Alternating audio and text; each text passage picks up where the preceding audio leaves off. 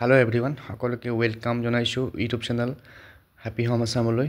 আজিৰ ভিডিঅ'টিত আমি আলোচনা কৰিম টেট কাম ৰিক্ৰুটমেণ্ট টেষ্টত আহিব লগা আসাম এণ্ড ইটছ পিপল এই সেকশনটোৰ অন্তৰ্গত এটা topic important state government awards. আৰু এই ইম্পৰ্টেণ্ট ষ্টেট গভৰ্ণমেণ্ট এৱাৰ্ডছৰ ভিতৰত বিভিন্ন বঁটা আছে।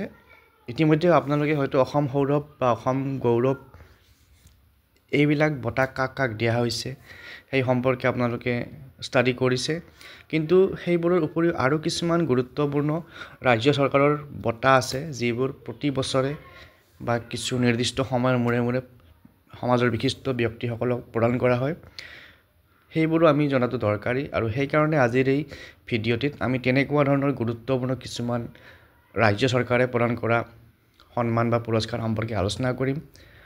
গতিকে যদিহে চেনেলটো আপোনালোকে ফাৰ্ষ্ট টাইম চাইছে কাইণ্ডলি ছাবস্ক্ৰাইব কৰি দিব এনেকুৱা ধৰণৰ টিচাৰ ৰিক্ৰুটমেণ্ট সম্পৰ্কীয় ইনফৰমেশ্যন আৰু ভিডিঅ'ৰ বাবে, আৰু ভিডিঅ'টো বন্ধুবৰ্গৰ মাজত শ্বেয়াৰ কৰি দিব। আহক এতিয়া আমি আজিৰ বিষয়বস্তুখিনি চাওঁ। প্ৰথমতে দেখিছে আপোনাৰ টপিকটো ইম্পৰ্টেণ্ট ষ্টেট গভৰ্ণমেণ্ট এৱাৰ্ডছ, গুৰুত্বপূৰ্ণ ৰাজ্যিক বঁটাসমূহ। আৰু ইয়াৰ ওপৰত প্ৰশ্ন পৰীক্ষাত আহিয়ে থাকে, গতিকে এইবাৰো অহাৰ সম্ভাৱনা আছে। ইয়াৰে প্ৰথমটো টপিক আমি চাম চুকাফা এৱাৰ্ড, চুকাফা বঁটা। আৰু এই বঁটাটো গিভেন আফটাৰ 3 years, প্ৰতি 3 বছৰৰ মূৰে মূৰে দিয়া হয় অন দ্য অকেজন অফ আছাম দিৱস অন December 2। ডিচেম্বৰ 2 তাৰিখে যি অসম দিৱস উদযাপন হয় সেই দিৱসৰ দিনা এই বঁটাটো দিয়া হয়। আৰু ৰিচেণ্টলি 2023 এই বঁটাটো পুৰস্কৃত কৰা হৈছিল, বা 2023 এই বঁটাটো দিয়া হৈছিল journalist and writer Dhirendranath Bezbaruah. এখেতক 2023 চনত চুকাফা বঁটা প্ৰদান কৰা হৈছিল। তো এইটো এটা গুৰুত্বপূৰ্ণ ৰাজ্য চৰকাৰৰ বঁটা। নেক্সট আছে শ্ৰীমন্ত শংকৰদেৱ এৱাৰ্ড, আৰু it's a national level award. এইটো হৈছে ৰাষ্ট্ৰীয় পৰ্যায়ৰ বঁটা গিভেন আফটাৰ 3 years ইণ্টাৰভেল, প্ৰতি 3 বছৰ মূৰে মূৰে দিয়া হয় to the persons who have achieve national and international fame in the fields of literature, art, culture, journalism.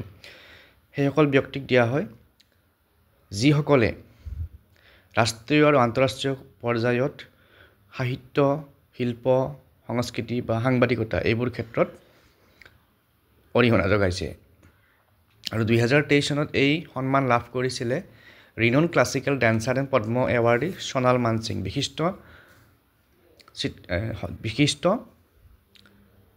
ধ্ৰুপদী নৃত্যশিল্পী আৰু পদ্মশ্ৰী এৱাৰ্ডী সোণাল মানসিং, তেখেতে শ্ৰীমন্ত শংকৰদেৱ বঁটা 2023 চনত লাভ কৰিছিল।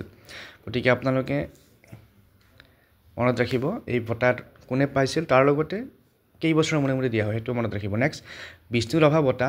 এই বঁটাটো প্ৰতি বছৰে দিয়া হয় যিসকল ব্যক্তিয়ে সাহিত্য হওক, শিল্প হওক, সংস্কৃতি হওক এইবোৰ ক্ষেত্ৰত তেওঁলোকে আউটষ্টেণ্ডিং কণ্ট্ৰিবিউশ্যন অৰ্থাৎ বিশিষ্ট অৰিহণা বা বিশেষ অৰিহণা যোগাইছিল, তেনেকুৱা ব্যক্তিক দিয়া হয়। আৰু 2024 চনত জুন মাহত প্ৰদান কৰা বা বিষ্ণুৰাভা দিৱসৰ দিনা প্ৰদান কৰা এই বঁটা লাভ কৰিছিল ফ'ক আৰ্টিষ্ট ধৰ্মেশ্বৰ নাথ, লোকশিল্পী Dharmeswar Nath and fine arts artist চিত্ৰশিল্পী দুৰ্লভ ভট্টাচাৰ্য। এই দুজন ব্যক্তিয়ে 2024 চনত বিষ্ণুৰাভা বঁটা লাভ কৰিছিল। তাৰপিছত আছে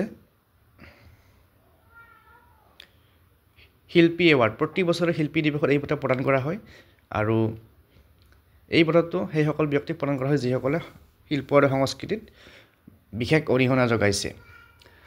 আৰু 2024 চনত এই বঁটা লাভ কৰিছে ৰিনাউণ্ড ছিংগাৰ মনীষা হাজৰিকা, বিশিষ্ট সংগীত শিল্পী। আপোনালোকে সকলোৱে চিনিয়ে পায় মনীষা হাজৰিকা বাইদেউ এই বঁটা লাভ কৰিছিল 2024 চনৰ শিল্পী বঁটা। তাৰপিছত আছে নটসূৰ্য ফণী শৰ্মা এৱাৰ্ড, নটসূৰ্য ফণী শৰ্মা বঁটা given annually for outstanding contribution to the fields of Assamese theatre and cinema. প্ৰতি বছৰে প্ৰদান কৰা হয় সেইসকল ব্যক্তিক যিয়ে অসমীয়া নাট্য জগত বা চিনেমা জগতত এক বিশিষ্ট অৰিহণা আগবঢ়াইছে।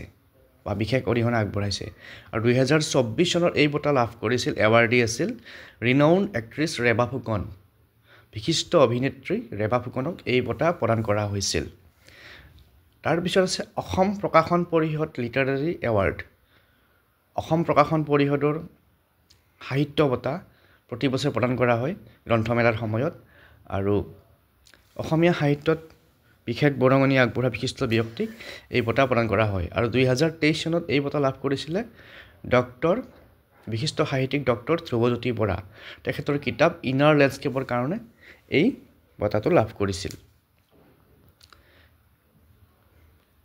কিতাপখনৰ নাম হৈছে ইনাৰ লেণ্ডস্কেপ 2023 চনত লাভ কৰিছিল তাৰপিছত আছে আজান পীৰ এৱাৰ্ড এইটো এটা বিশেষ বঁটা আজান পীৰ এৱাৰ্ড আৰু এইটো বঁটা প্ৰতি 2 বছৰৰ মূৰে মূৰে দিয়া হয় যিসকল ব্যক্তিয়ে কমিউনেল হাৰমনি